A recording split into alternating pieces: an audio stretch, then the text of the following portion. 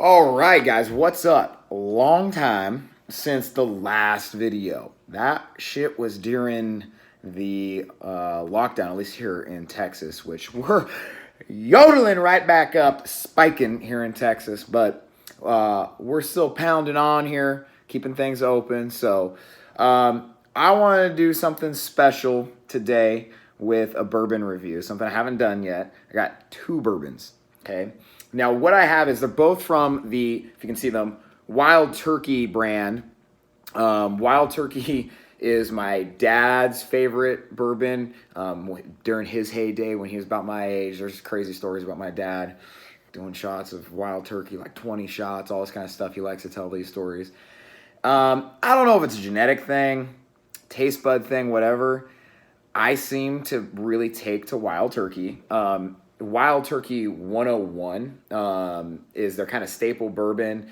You can find that for like $13, and in my opinion, it's the best value bourbon out there. You can get $13, and in my opinion, it's on par with something like a Woodford Reserve. Maybe not as good, but it's $13, right? The notes in it, the tasting in it, it's really good. I'll do a review on it. But this is something a little bit special. We have two completely different variations here. We have Longbranch. Now, this is really, really cool. This is in work with Matthew McConaughey. Okay, all right. I had to do it. But essentially, what this is they brought Matthew McConaughey on to kind of be like the celebrity spokesperson. And of course, Matthew McConaughey, being the dope-ass dude that he is, was like, hey, I don't want to just be the spokesperson. Like, I want to actually be part of the culture. Like, I want to learn. I want to know. I want to know. I want to learn, right? The Matthew McConaughey that he is. So there's videos on YouTube you can watch. He went to the distillery. He met with the head distiller and everything like that. Names right here, Eddie Russell, right? The Russell family. I have a bottle of Russell Reserve. That's another line of theirs. But the idea behind this bourbon was that McConaughey said in an interview he wanted this to be a sipping whiskey, a sipping bourbon that could be enjoyed by everyone. It's named Longbranch because he said it was kind of like extending a branch out to a friend, right? And so, in my opinion, it's a very good kind of introductory bourbon. That's my guess. Like that's what the idea was, that anybody could really enjoy this. It's very low proof.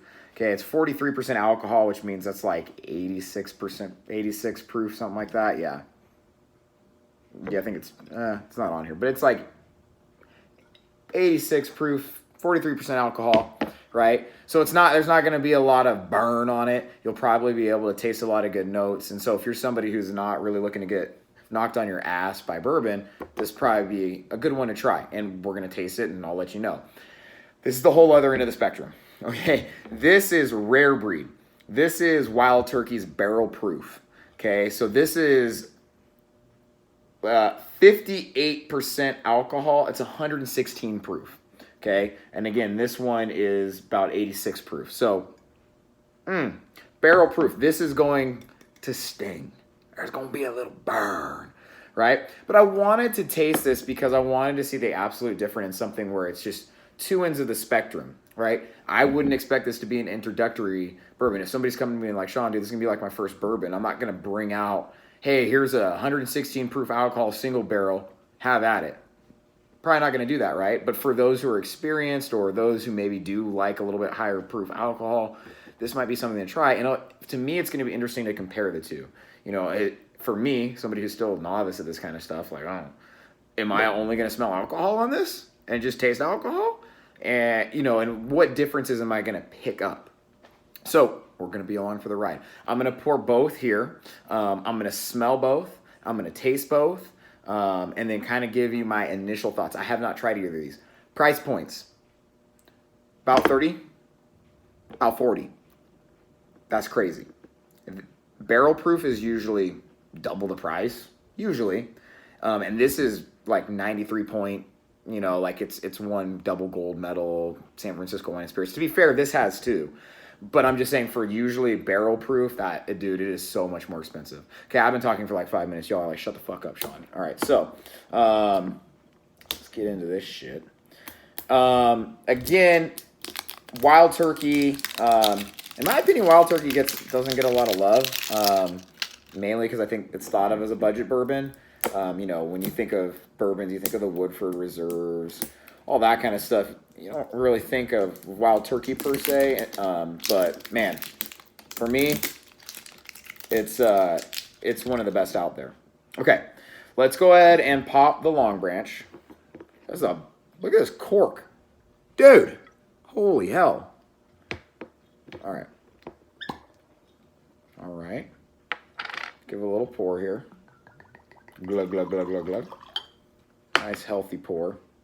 I will be drinking both of these and finishing both of these. It's Friday night. What are you gonna do? Okay. Oh, okay. I like that pop better. Pop. Little pop. Little pop. All right.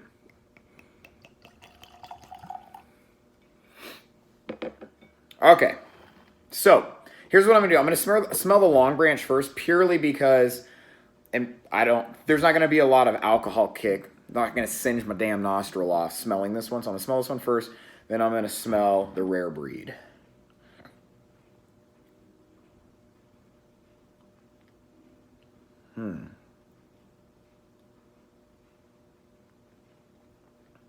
Smoky.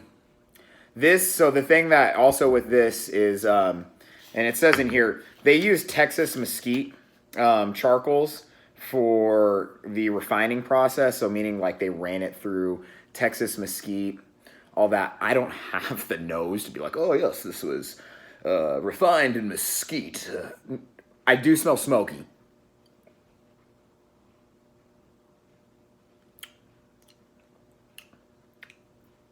Peaty, almost like a campfire that's been kind of burnt out. Like I do smell that, legit, not making that up.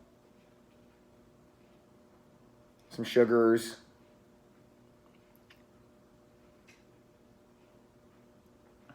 Very classic bourbon smell in my opinion. You get the kind of caramel notes a little bit. You do get the smokiness. There's nothing really that like stands out. It's just very, very smooth smelling, very classic smelling bourbon with a little bit of smokiness though. I haven't picked up a lot of smokiness on the nose in my prior reviews or tastings, so this is the first time where I've actually been able to kind of pick up on that peaty ash smell. Okay. All right, so initial smell on the Longbranch, kind of your run-of-the-mill bourbon in my opinion. You got some vanilla notes, some caramel notes. You do have that kind of peaty smokiness note. So that's kind of that. Not a lot of alcohol note on that. Again, it's 86 proof. Like I could stick my nose in there and I'm going to be fine. Here's the real tester. Oh.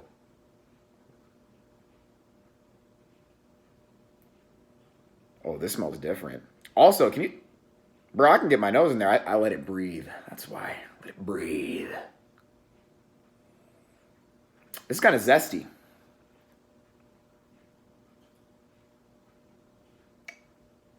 Yeah. Still similar. I mean, they're both Wild Turkey, right? So similar in the initial smell, but there's a little bit more citrus smell with this one. Like still smokiness. It's almost like a smoky citrus. All the other notes are there that I kind of speaked on the Longbranch, but there's a little bit more depth, in my opinion, to this, which would make sense. Yeah, man, this smell. I smell this one and I immediately want to drink it. I'm like, ooh, like it wants me to drink it. Okay, we're gonna hold off on that. So this one, peaty, smoky, vanilla notes, kind of your classic bourbon notes. This one, all the same. I don't really get the peaty smoke, but I do get more zest, kind of lemony type out of this one right here, like a smoky citrus. All right, let's go ahead and taste the Longbranch.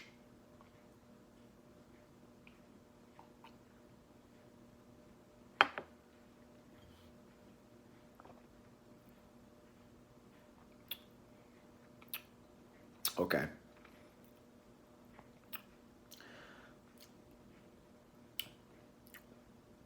Ooh.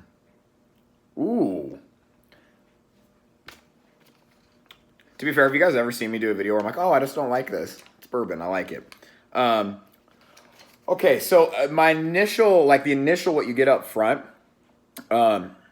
very calm, very smooth. This is definitely kind of an introductory bourbon. Like if somebody was like, hey man, I want to get into bourbon, what you got for me? I would definitely go to this one. It's got more depth of flavor, in my opinion, than the Wild Turkey 101, in that there's a little bit more peaty smoke. You do get that smoke, but it's not till way later. Like you feel it going down the throat, and then all of a sudden on the back of the tongue, you go, oh, okay, there's some smokiness there that I smell. The sugars are there. It's not overpowering. Like, in my opinion, Woodford Reserve, man, you really get hit with the kind of burnt caramel taste. It's here in this, but it's not overpowering, right? There's enough depth here that, you know, you can kind of like spend some time picking out different ones if you're better at this than I am. Like I could definitely be like, oh, what is that? I don't know, because I'm not really good at this. I do this for fun. I'm going to take one more taste of this one.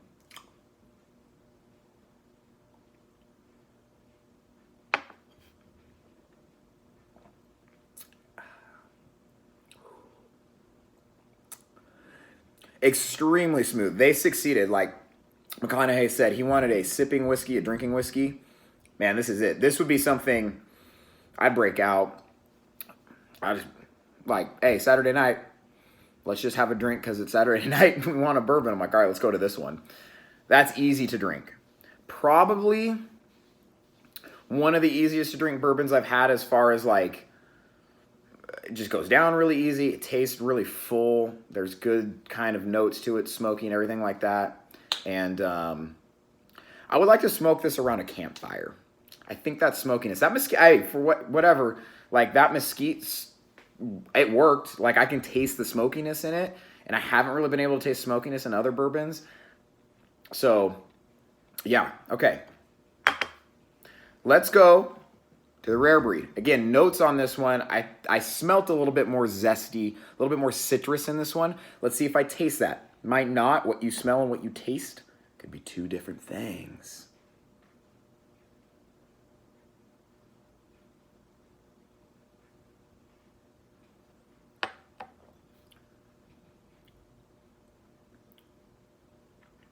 Woo! That's warm. In a good way.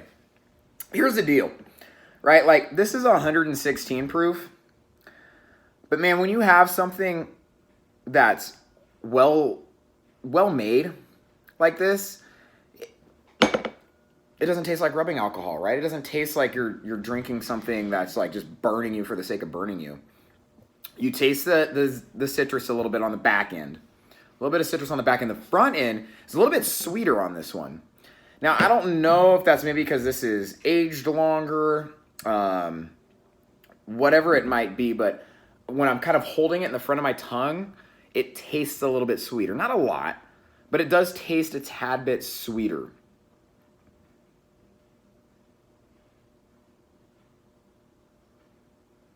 Mm-hmm.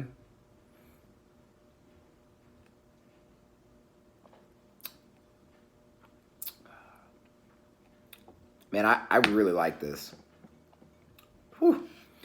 Kind of swirling it around. It's a little prickly because, I mean, it's that high alcohol content. It is sweeter to me. Sweeter. And I don't mean sweeter, like, you can just taste a little bit more of that sugar note, caramel note. Comes out a little bit clearer.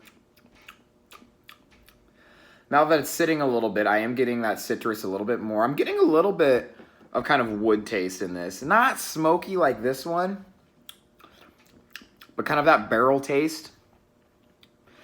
So, okay. Why did I do this? These are two very different bourbons from the same line, right? Relatively same price point. This is, somebody's like, hey, I want to get into bourbon. This is what I would introduce them with, because it tastes good. Even if you don't like bourbon, this is going to taste decently well. Like, to somebody who doesn't like bourbon. I think one of the worst things you can do with somebody who's trying to get into bourbon or whiskey or whatever is give them something that's crazy overpowering, either in alcohol or flavor profile, honestly. If you give somebody that's like so many flavors, man. It's probably going to taste bitter to them. Like, you want something that's easy to pick out some notes, so because it's an experience, right? It's supposed to be an experience for people. If they can't pick out notes, they're gonna be like, "Why am I even doing this?" So, I would suggest if you're kind of like wanting to get into bourbon and you want something where you're like, I kind of want to be able to taste some notes, I would recommend this. Like, they succeeded. Matthew McConaughey and the guys over at Wild Turkey definitely succeeded on this with what they wanted. They wanted to be kind of a bourbon that anybody could drink. It's easy sipper. Again, I would love to drink this like around a campfire, hanging out with buddies, playing guitar. This is just easy drinking, right? Which is kind of scary. This is on the other end of the spectrum, in my opinion. This is something that there's a lot of depth and complexity. Like, I'm going to need to drink this more to pick up more notes. Maybe even try it with like some ice or some water. But the high proof, the complexity to it, I would only break this out for like experienced bourbon drinkers, you know, or not experienced. Like, I'm not an experienced bourbon drinker and I'm drinking it. Just like somebody who like, they drink bourbon. They're like, yeah, man, I like bourbon. So it's like, all right, well, I'm going to break this out for us then and like see what they pick up and everything like that. And that's the awesome thing with bourbons, man. Like, this is from the same line, and these are two completely different style of bourbons. They have crossover, right? As far as tasting notes and smelling notes, they have crossover. But the things that separate them enough to where, like, depending on the person, I would recommend two different ones. So, yeah. This is success. Usually celebrity producing, man. Like, eh. But Matthew McConaughey, I'm out here in Texas and Austin. That's where he lives. That's my dog. I love Matthew McConaughey. So I had to try this. I'm really happy. I'm really happy I got both. This is gonna last me a long time. I'm gonna be breaking this out for special occasion. This is probably going pretty quick. I'm gonna be honest. Like, this is gonna be what I go to more often than this. So I'm excited. My parents are coming out. My dad's coming out and be like, Dad, Wild Turkey. I got the updated versions. So thank you for watching this. If you watched all the way through, I don't know why. Why'd you watch me all the way through? You must really like me. Thank you. Deuces!